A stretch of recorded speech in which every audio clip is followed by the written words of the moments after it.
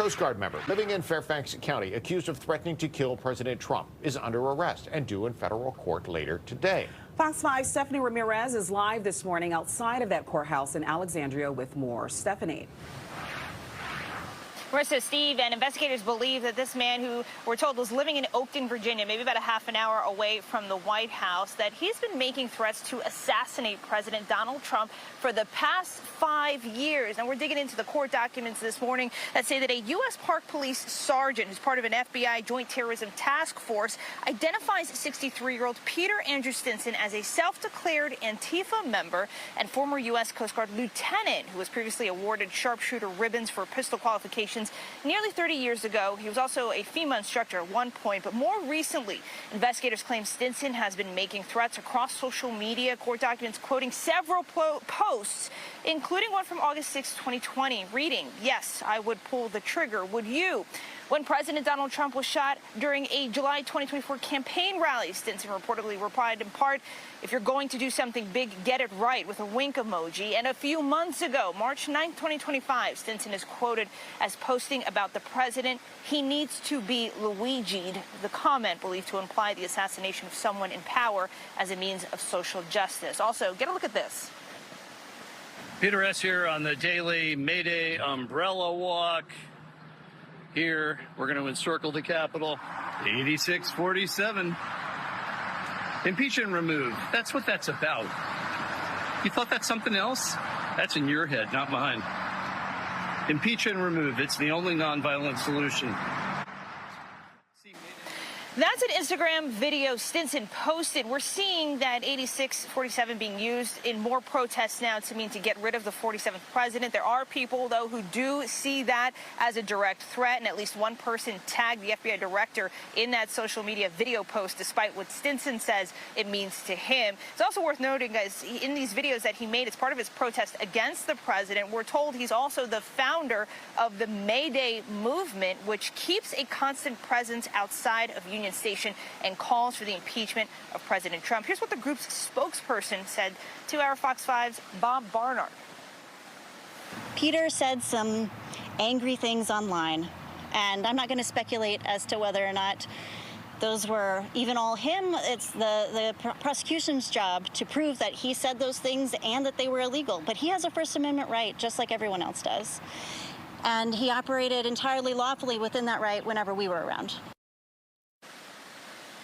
And Stinson is charged federally with making threats to kill the president, due at the federal courthouse here in Alexandria at 2 o'clock, and Fox 5 will be covering that hearing. I'll send it back into you. Police searching for a suspect tonight after one man was shot near a Costco gas station in Fairfax County. Calls came in during the rush hour commute home this evening.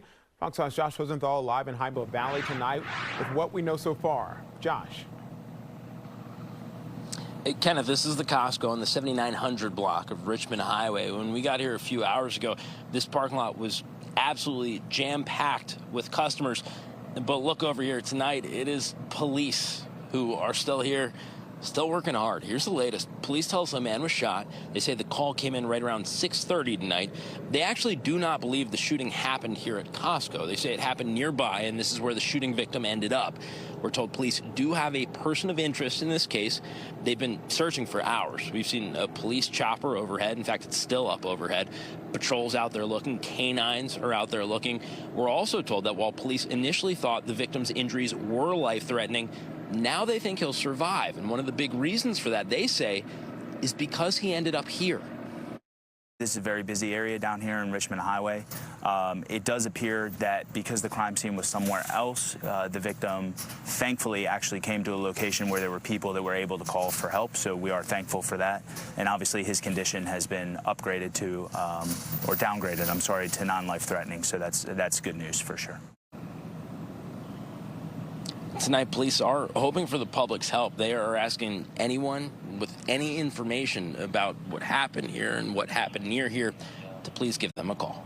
Kenneth. The alleged serial flasher is now under arrest, and police believe there could be more victims. Let's get to Stephanie Ramirez. She's here with us in the newsroom with more details. Stephanie. Hey, good morning, Steve. Marissa, this is out of Arlington County. Police believe that the same man is behind at least 3 incidents, and yes, they believe there may be more victims out there now. Who is this person arrested? He's 37-year-old Ivan Fontana. The 3 incidents happening between 2 and 5 in the afternoon in late May. In June, May 31st, police say they got a call from a woman walking by Clarendon and Washington Boulevards for a man exposing himself before fleeing. 4:46 the same day, a woman walking with children by George Mason Drive and Washington Boulevard says a man exposed himself before touching someone inappropriately. And then June 4th, someone reported being flashed at around 3 in the afternoon along the 1000 block of North Quincy Street. Now, police charged Fontana with sexual battery, indecent liberties with a child, and 3 counts of indecent exposure.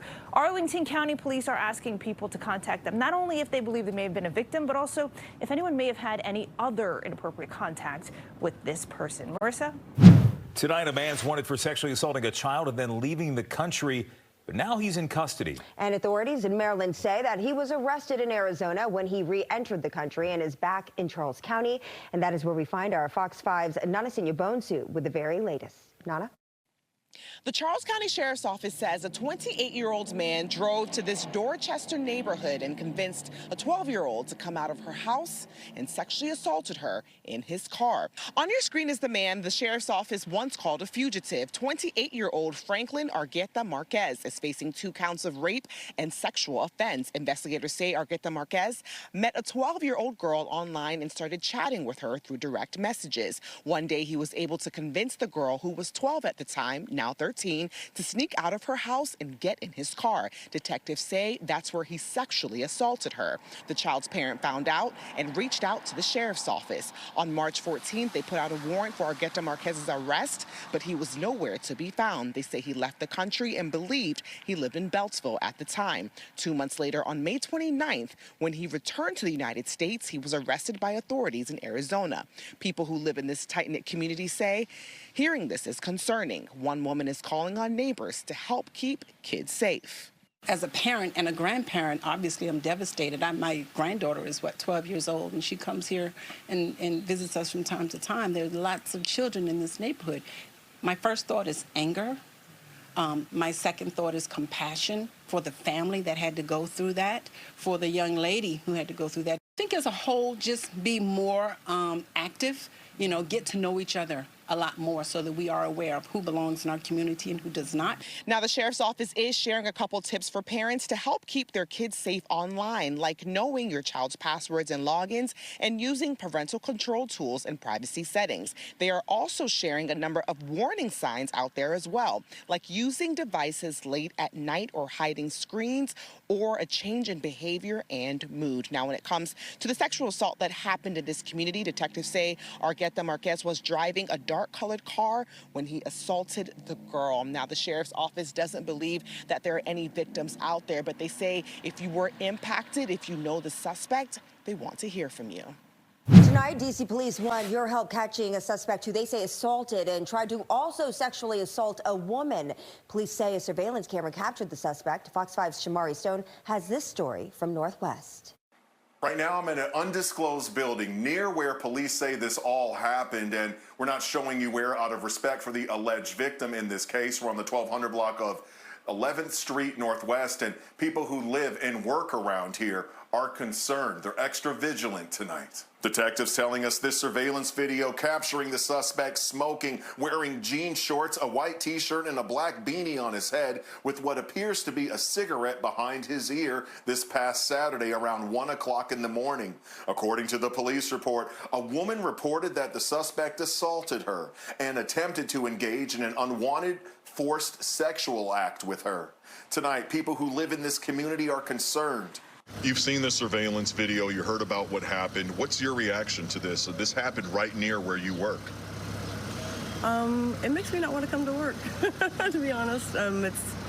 It's terrifying, especially being a woman and, working alone some nights. And tonight, D.C. police are offering a reward of up to $1,000 for information that leads to an arrest and conviction in this case.